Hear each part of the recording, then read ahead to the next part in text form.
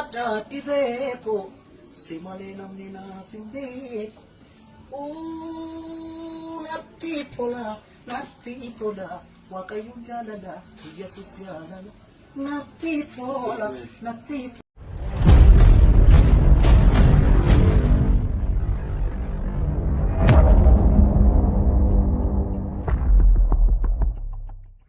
Hayyeen harka fuunee akkam jirtu kabajamtoota hordoftoota maatiiwwan Oromiyaa show guyyaa irraa kanisii koppii baay'ee ajaa'iba ta'e tokkoon qabadhee isiniif dhiyaadhe aartistii Hacaaluu Hundeessaa yeroo lubbuun turetti faarfannaa inni faarfateen isin qaqqabsiisa. Faarfannaa inni yeroo lubbuun turetti faarfate hedduu kan garaa nama nyaatudha jechuudha. Namoonni chaanaala keenyaaf faaraa taatanii subscribe gochuun mallattoo bilbilaa biraan nuftu ol taasifadhaa isiniin jedha. Viidiyoo keenya like godhaa, like inni isin gootanii nama biraa akka qaqqabuuf nu fayyada jechuudha. Viidiyoon kiyya guyyaa irraa baay'ee gabaabaa waan ta'eef hanga xumuraatti na waliin turaan isiniin jedha. Ani mata tibepo simale namni naaf hin beeku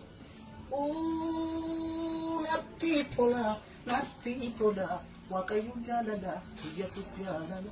natti tola waaqayyoon jaalala Yesuus jaalala aleena waama innufuwani galgala ganama sittani mata innufuwani galgala ganama sittani mata tibepo simale namni naaf hin beeku natti tola waaqayyoon jaalala Yesuus jaalala natti tola waaqayyoon jaalala Yesuus jaalala aleena waama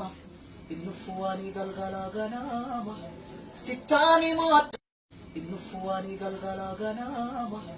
sittani mata tibepo simale namni naaf hin beeku natti tola waaqayyoon jaalala Yesuus jaalala natti